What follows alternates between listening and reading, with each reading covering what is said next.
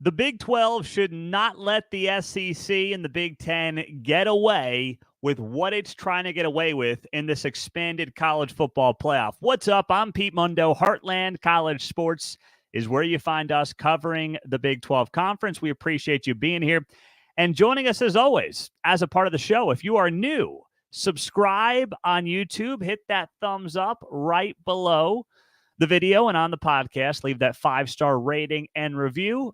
Wherever you're at, that would mean the world to us. Spotify, iTunes, doesn't matter. So this has had me all bent out of shape since the weekend. But here's the deal. I had my third daughter on Sunday. So I was able to get you a basketball reaction show to Saturday's games for those of you that watch the show on YouTube and Facebook Live and on the podcast.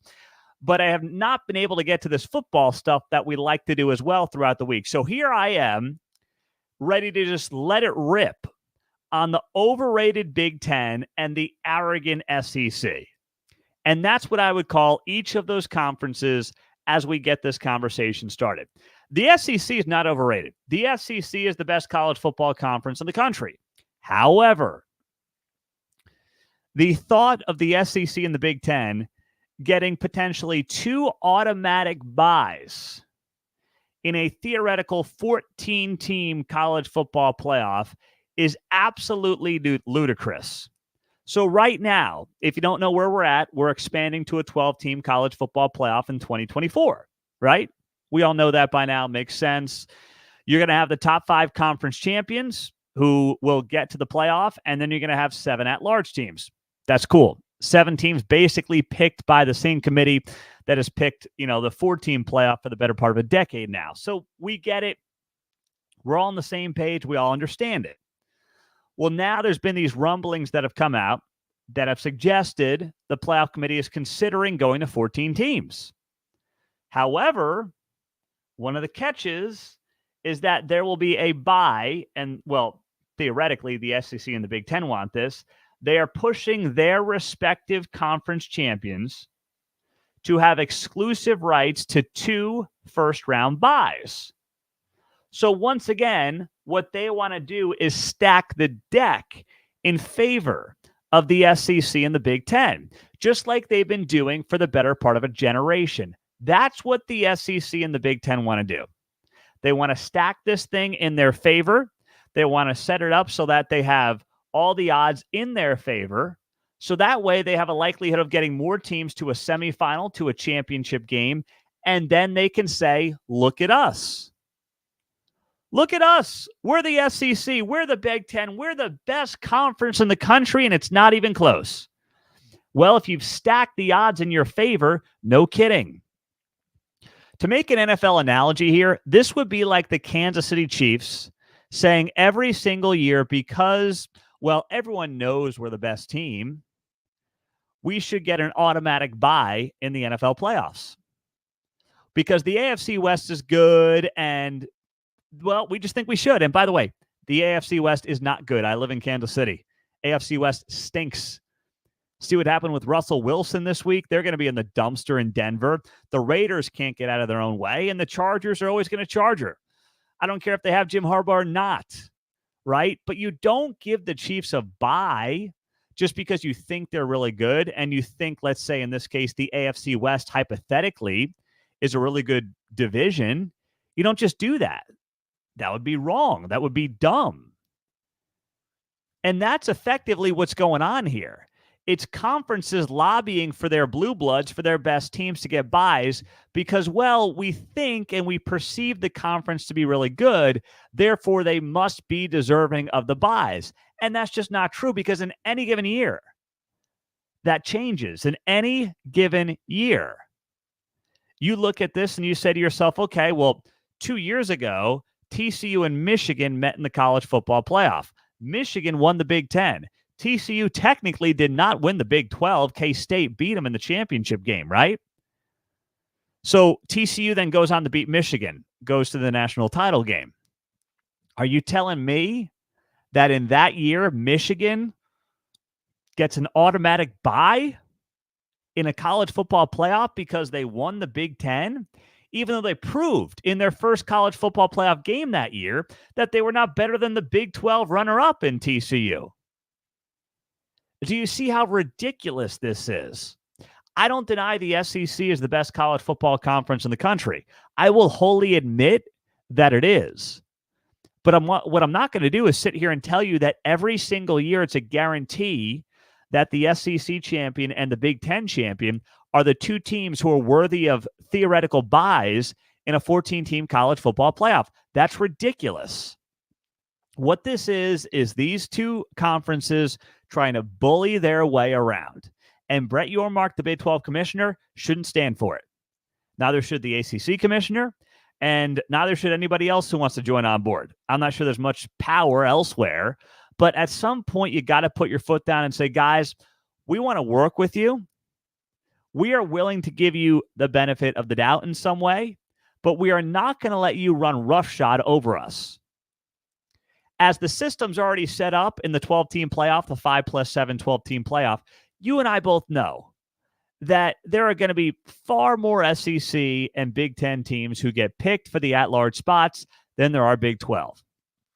And I can understand that to some degree because the Big Ten is good at the top. I think it's very mediocre to bad at the bottom, but yes, it's good at the top.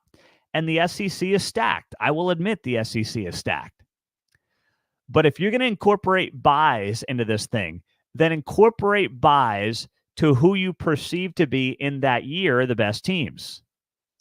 The committee might determine it's still the SEC champion and the Big Ten champion. That's fine.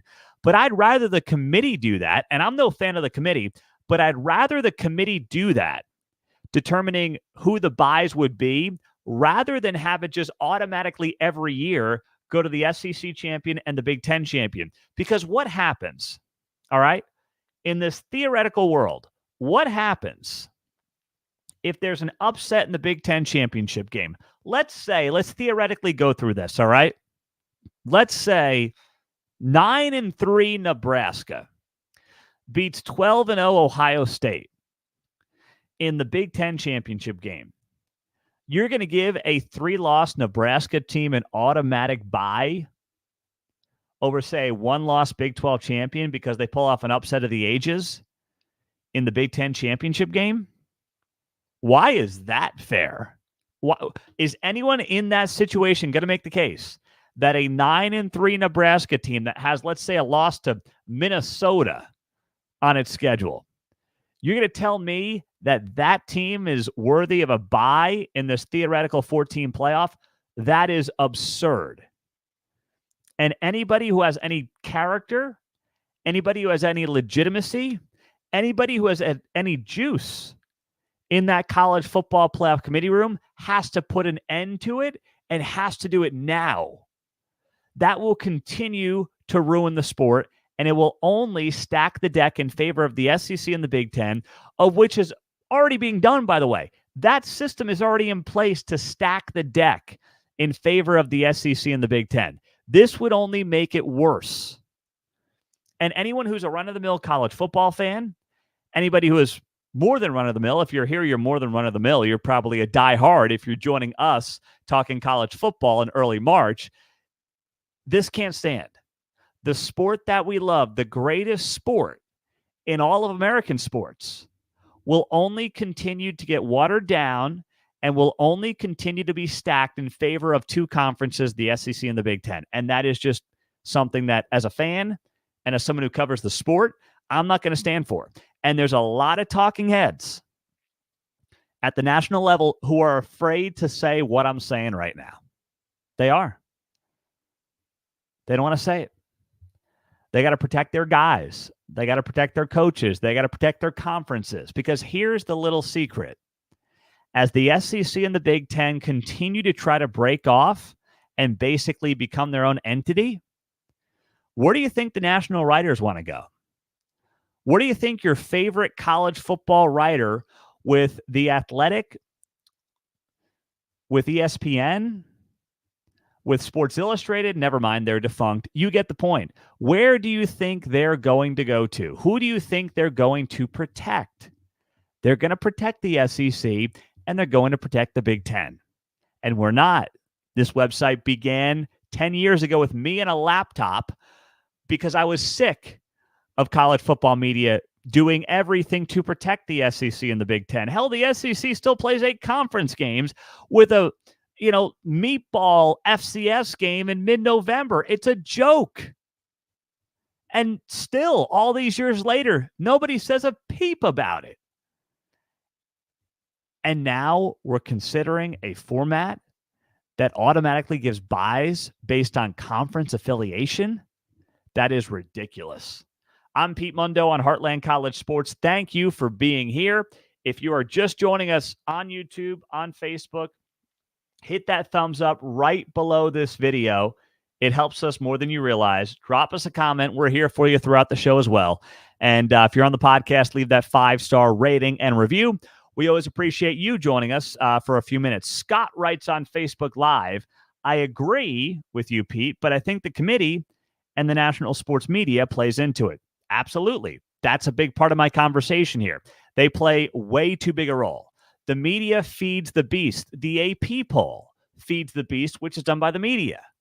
And it's the same 10 teams every year. And then it's like, wow, I never saw Texas A&M bombing out this year. Really? They bomb out basically every year. What made you think this year was going to be different? Because you count the amount of 5-star guys on a roster as if that ever mattered? Ask Mike Gundy how many 5-star guys he's got to have in Stillwater, Oklahoma to win Big 12 championships, compete for Big 12 championships, and compete for college football playoff appearances. Not many is the answer for Mike Gundy. But year after year after year, these suckers fall for the same old crap. And it's the same guys. It's the same dudes that are in press boxes and have been for the better part of 25, 30, 35 years. Same old dog and pony show and song and dance. And it's just so tiresome for the sport. Dave writes on Facebook Live, the Big 12 should drop down to 8 conference games like the SEC. I hate to dumb down anything for the audience, Dave, or for the sport and for the conference. But the more I think about it, the more I believe you're on to something there. The more it is ridiculous that the Big 12 and the ACC and the Big 10 are going to play 9 conference games while the SEC gets away. And that's the way to put it. The SEC gets away with playing 8 conference games because no one calls out their BS. See, I can admit 2 things at the same time. One, the SEC is the best college football conference in America, hands down. 2, they get away with BS garbage crap like this. Why? Because they get protected by their buddies in college football media. Both those things are true. I'm not sitting here and denying that they're not the best conference in the country. They are. But they still get away with so much of this crap because they're protected. And that protection has to end. And the sooner it ends, the better off the sport's going to be. So I would say this. You know what? I'm with you there, Dave. Drop down the 8 games. How about that? Drop down the 8 league games. Start scheduling puff meatball games in mid-November. I hate it for the sport, but if the SEC is going to do it and then continue to try to stack the deck in its favor, then why shouldn't the Big 12? Why the heck not? So you're talking me into that one, Dave, and I like it a heck of a lot. Well done. It is great to be here. As I noted earlier in the show, I'm the new father of now 3 girls. So it's me and my 12-year-old Havanese Woody, who we found under our car in Woodward, Oklahoma back in the fall of 2012. My first radio job was with the great K101 radio there in Woodward, and it's me and my dog. The only testosterone I've got in the house is now me and him with 3 beautiful daughters. Charlotte Rose coming Sunday, March 3rd, 12:35 in the afternoon, weighing 8 pounds, 14 ounces, and 22¼ inches long. So we've got our 5-year-old, our soon-to-be 3-year-old, and now our newborn. So, man, my life's about to get real busy. But I'm not changing anything with you guys. I'm here. We're ready to roll. We're talking Big 12. This is where I'm going to be talking my football with you guys and my basketball. Although I do think I'm going to take my oldest to the Big 12 women's not the championship game, but I think I'll take my oldest to the Big 12 women's basketball tournament this week. I've covered it, but I haven't been to it as a fan yet. So I want to take her as a fan, see what that experience is like at T-Mobile this weekend, and then I'll report back to you next week on how that is. So I'm looking forward to that. Some other big news in the Big 12, by the way. Neil Brown gets himself a contract extension. Now, it's not a huge deal by any stretch of the imagination. However, here are the details behind it. Neil Brown, of course, led West Virginia to a 9-4 record. They were picked to finish dead last in the Big 12. They had a very good season. They won the Duke's Mayo Bowl. Neil Brown got the mayonnaise bath and the whole thing to go along with it. But Neil Brown gets himself a 1-year contract extension that will keep him in Morgantown through the 2027 season. So it's well-deserved. And listen, it's not a big risk for West Virginia. They're tacking on 1 more year to the deal. They're not sitting here saying, Neil Brown is our guy for the next 10 years. They're saying Neil Brown needs some kind of assurance. He needs some kind of extension to recruit the way he's got to recruit. And on top of that, if you look at some of the details, Neil Brown took a $400,000 salary cut over the next 3 years so that West Virginia could reinvest in the program and assistant coaches. Neil Brown wants to be here. Neil Brown wants to make this work. And say what you want about Neil Brown, that's admirable. How many head coaches are going to be saying, you know what, I'm good. Don't worry about it.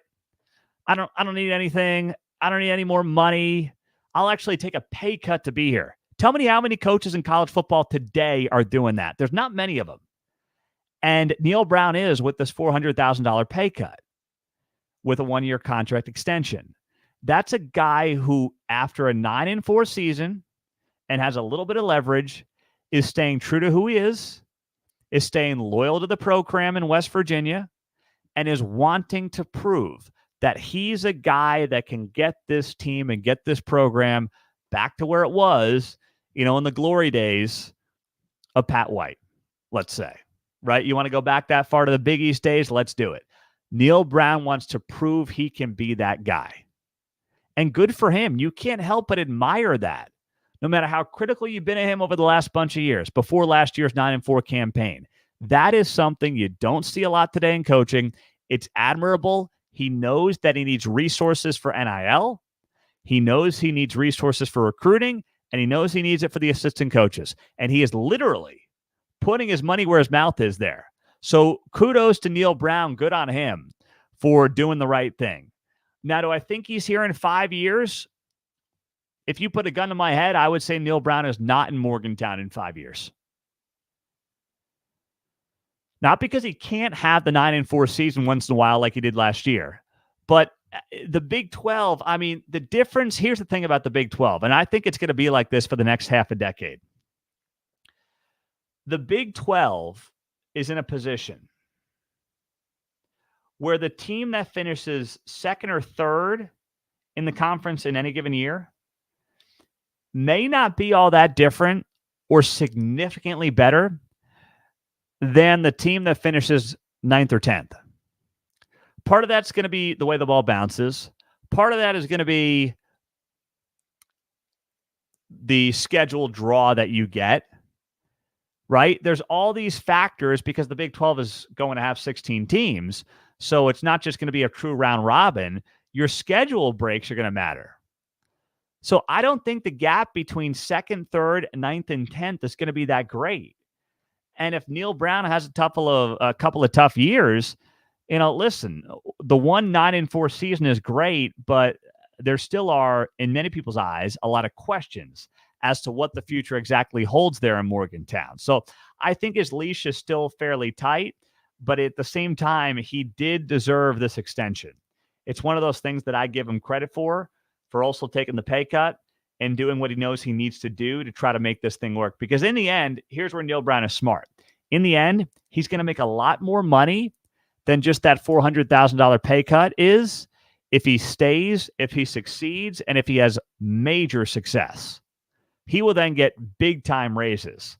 that will more than cover the $400,000 pay cut he's taking in the short term. He basically is betting on himself over the long term, and that also shows stones, and that shows confidence. So good on Neil Brown all around the board. I also did want to touch on this. Bruce Feldman is defending placing Lance Leipold as the third best head coach in America. And good for Bruce Feldman. I don't have an opinion really on Bruce Feldman either way, but he put together his rankings for the top 25 college football coaches, and he's got Kirby Smart at 1, Dabo Swinney at 2, and he's got Lance Leipold at 3. And I don't know how you really argue with that. You tell me who's done more with less.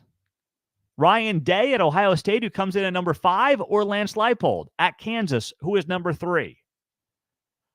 I think Bruce Feldman's right to put Lance Leipold at number 3 on this list. Find me somebody who has done more with less than Lance Leipold. And he's had success everywhere he's been, every stop, every level, every division. He has had success. Lance Leipold is worthy of that. And now, speaking of guys who have proven that they are loyal to a place, Lance Leipold is loyal to Kansas.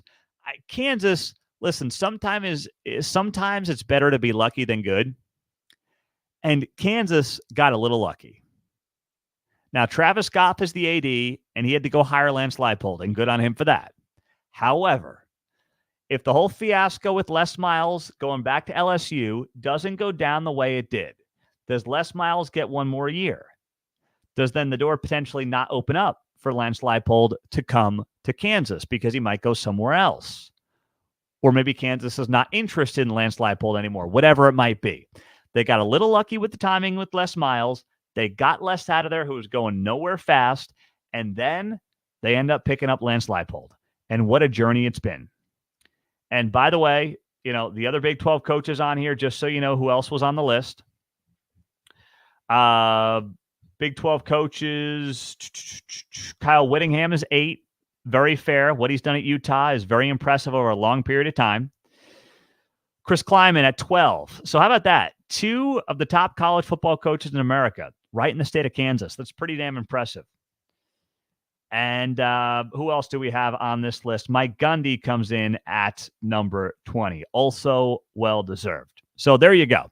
I'm Pete Mundo, HeartlandCollegeSports.com. We so appreciate you guys being here and joining us as a part of the show. Thank you. If you're just checking it out, start it over. You're going to love what you hear about how the Big 12 potentially is going to get screwed by the SEC and the Big 10, and the Big 12 has to start fighting back. Hit the thumbs up on YouTube. Thank you guys for joining us. And on the podcast, could you take 20 seconds out and leave that 5-star rating and review? Would so appreciate you doing that. It'll take a second of your time. How about doing it as a thank you? Or not a thank you. How about a gift? This is your baby gift to me. I just had my 3rd daughter, and all I'm asking from you, you don't have to send me any fancy gifts. We got all the hand-me-downs we possibly need.